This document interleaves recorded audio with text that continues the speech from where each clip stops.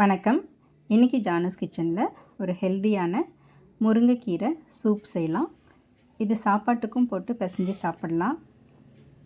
நான் அதை செய்கிறதுக்காக கடாயில் 1 ஸ்பூன் அளவுக்கு மட்டும் எண்ணெய் சேர்த்துருந்தேன். எண்ணெய் காஞ்சதும் அதில் கொஞ்சமாக கடுகு போட்டுக்கிறேன், சீரகம் போட்டுக்கிறேன். கடுகும் சீரகமும் இந்த மாதிரி வெடித்து வரணும். வந்த பிறகு 2 வரமிளகாவை கிள்ளி போட்டுக்கிறேன். இது கூட 10 சின்ன வெங்காயத்தை நல்லா அம்மியில் வச்சு இந்த மாதிரி ஒன்றும் பாதியமாக நசுக்கி போட்டுக்கிறேன். அதை 1 நிமிஷத்துக்கு இந்த மாதிரி வதக்கி விட்டுக்கலாம். இது வதங்கின பிறகு இதில் 10 பல்லு பூண்டு, ஒரு சின்ன துண்டு இஞ்சி அதையும் அம்மியில் வச்சு இந்த மாதிரி நசுக்கி சேர்த்துக்கிறேன். சேர்த்து வதக்கி விட்டுடலாம். ஒரு மீடியம் சைஸ் தக்காளி, நல்லா பழுத்த தக்காளியாக இருக்கணும், அதையும் சின்ன சின்னதாக கட் பண்ணி இதில் சேர்த்து வதக்கிக்கலாம். இந்த தக்காளியெலாம் கொஞ்சம் சாஃப்டாக வர அளவுக்கு இந்த மாதிரி வதக்கி எடுத்துக்கணும். இப்போ இது கூட ஒரு கைப்பிடி அளவுக்கு நல்லா சுத்தம் பண்ணி கழுவி ஆஞ்சி வச்சுருந்த முருங்கைக்கீரையை சேர்த்துக்கிறேன். சேர்த்துட்டு அதையும் நல்லா வதக்கி விட்டுக்கலாம்.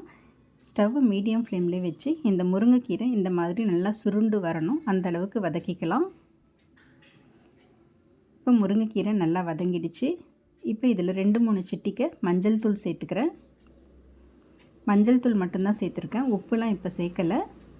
சேர்த்துட்டு இதில் 200 ml அளவுக்கு தண்ணி சேர்த்துக்கிறேன். தண்ணி சேர்த்துட்டு நல்லா கலந்து விட்டுடலாம். ஸ்டவ் மீடியம் ஃப்ளேம்லேயே வச்சு இதை கொதிக்க வச்சுக்கலாம்.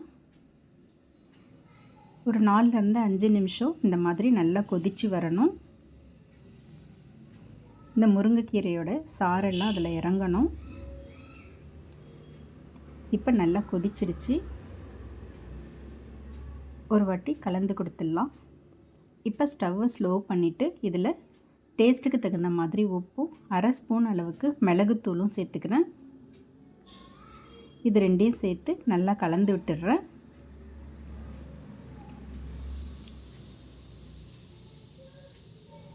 இப்போ நல்லா கலந்தாச்சு. ஸ்டவ்வை ஆஃப் பண்ணிவிட்டு கடைசியாக இதில் கொஞ்சமாக கொத்தமல்லி தழை பொடி பொடியாக நறுக்கி வச்சுருந்தேன், அதையும் சேர்த்துக்கிறேன். சேர்த்துட்டு கலந்து விட்டுடலாம். அவ்வளோதாங்க, ஒரு ஹெல்தியான முருங்கைக்கீரை சூப்பு ரெடி ஆகிடுது.